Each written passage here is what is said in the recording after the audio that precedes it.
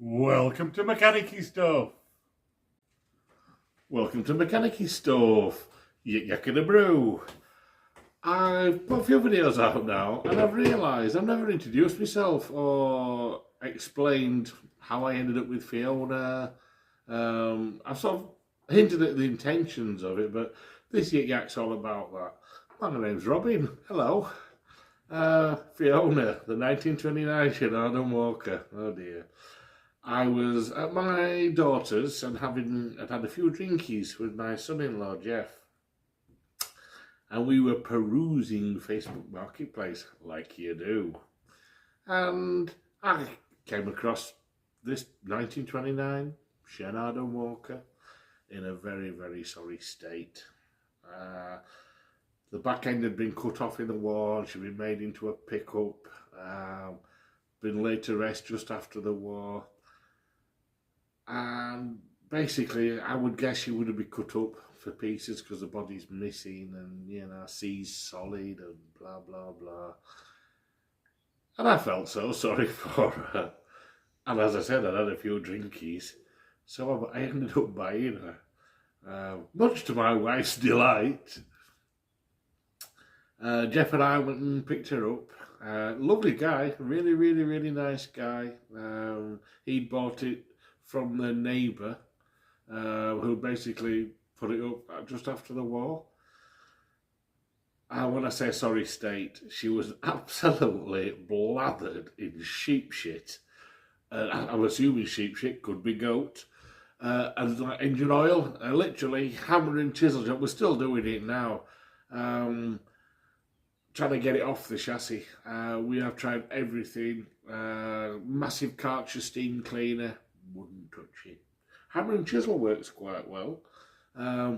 Good blather of loose juice. Leave it for a bit. You can scrape it off. But it was coming off in literally half an inch, 15mm slabs. But it's protected the chassis really, really well. The bodywork, there's a little bit of a rot down one side where the mice and rats had made a nest and the piss has rotted it through. As I reiterated in one of the earlier videos, the mice had made a nest inside the engine, and I think it's number 3 cylinder. The piston was rotten as a sodding pear. Now I've tried to get one and I can't get one at the moment, so I did actually weld it up. Like a cock end, I never bloody filmed it, which I should have done really. I just use those brazing rods for aluminium, you get off from the Chinese websites. They worked all right, to be honest. And I stuck it in the lathe. I gave it a new top hat. There are photographs in one of the earlier videos of a before and after. It was really, literally concave, rotten, poor, absolutely shagged. And then piston rings, I was short of 4 piston rings. And I did try various companies online. There's a lovely guy in France. But he just sort of laughed and said, no, I haven't got anything like that. So I decided to make some. That's in one of the videos. And they actually turned out all right. I was very, very pleased with those. But I will, eventually I will find a piston and I will find a new set of rings for it. Crank was fine. The white metal bearings are fine. A couple of little scratches in them, but in my opinion, that just holds more oil. So I just pretend it's all right.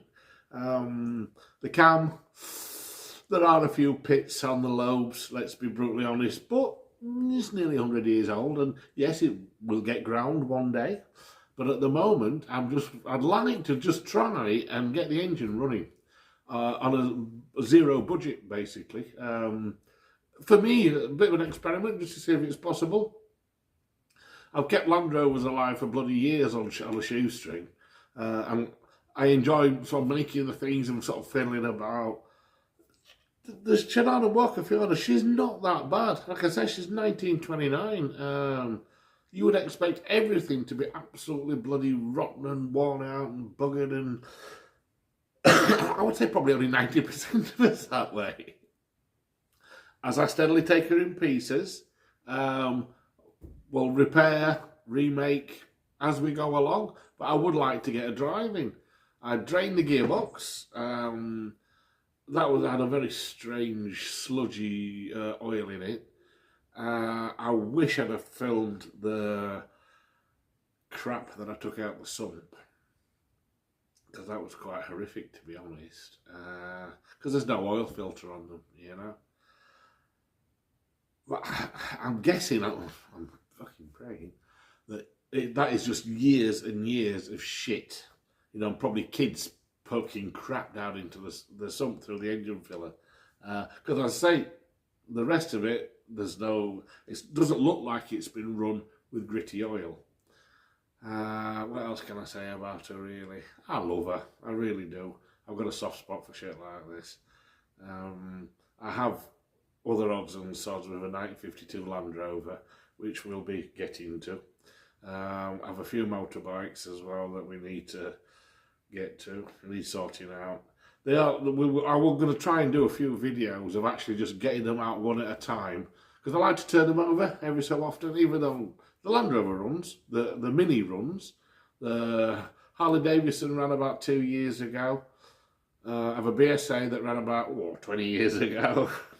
An old Suzuki that hasn't run for about maybe 7 or 8 years, and some old mobilettes that haven't run for about 20 years. I do have a bloody good excuse, so I had heart failure a couple of years ago, so everything's sort of got on top of me, and I'm just steadily sort of climbing my way out, you know, of the mire.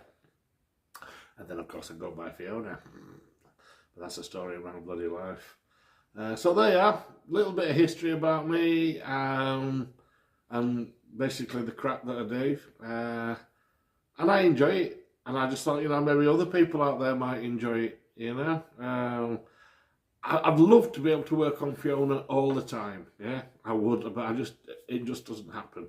You know, I have to service the cars that we drive. We're not camper van, I have to look after that.